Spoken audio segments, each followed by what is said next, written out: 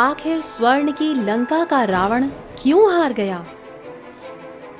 राम जी और रावण के युद्ध में रावण का सिर कटता और फिर लग जाता, हाथ कटे तो फिर से लग जाएं। राम जी चकित हो गए तो विभीषण ने कहा कि इसकी नाभि में अमृत है, इसीलिए ये नहीं मरता है। फिर राम जी ने रावण की नाभि में ब्रह्मास्त्र चलाया, तब रावण गिरा और युद्ध की समाप्ति हो गई।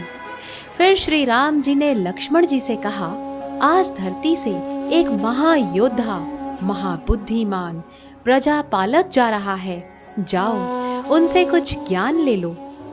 लक्ष्मण को ये बात विचित्र लगी, बोले, जिसने माता सीता का धोखे से अपहरण किया उसके लिए आप महान बोलते हैं प्रभु, मुझे ये समझ में नहीं आता।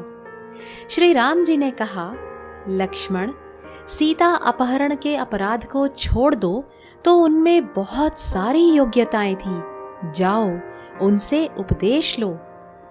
लक्ष्मण गए लेकिन उपदेश नहीं मिला, वापस लौटकर आ गए। राम जी ने पूछा, उपदेश मांगने के लिए गए थे तो कहाँ खड़े हुए थे? बोले, उसके सिर के नजदीक। सिर पर चढ़कर कोई ज्ञान लिया जाता है क्या? चरणों में बैठकर ज्ञान लिया जाता है। उनके चरणों की तरफ खड़े होकर विनम्र वाणी से प्रार्थना करना। चलो मैं भी साथ चलता हूँ।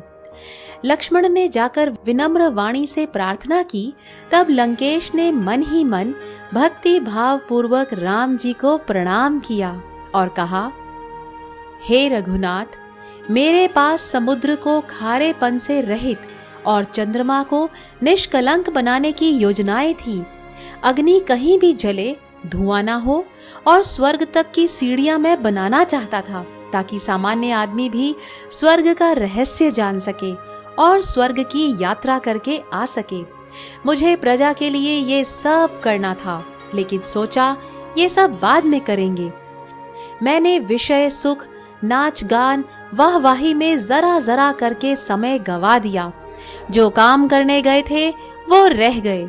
इसलिए हे राम जी, मेरे जीवन का सार यही है कि मनुष्य को अच्छे काम करने में देरी नहीं करनी चाहिए और विषय विकारों की बात को टालकर उनसे बचते हुए निर्विषय नारायण के सुख में जाना चाहिए, अन्यथा वो मर जाता है। मेरे जैसे लंकेश की दुर्दशा होती है तो सामान्य आदमी की तो बात ही क्या करना। मरते समय रावण कहता है, हे रामचंद्र जी, आप तो महान हैं, आपके चरणों में मेरे प्रणाम हैं। ऐसा कहते हुए रावण शांत हो देह त्याग देता है।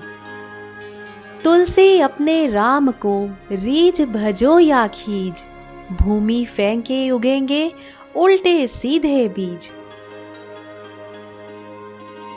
तो देखा बच्चों, इस कहानी से हमें ये शिक्षा मिलती है कि जो 10 इंद्रियों से मजा लेने के पीछे पड़ता है वो रावण की नाई जीवन संग्राम में हार जाता है, और जो इन्हें सुनियंत्रित करके अपने अंतरात्मा में आराम पाता है और दूसरों को भी आत्मा के सुख की तरफ ले जाता है, वो राम की नाई विजय पाता है।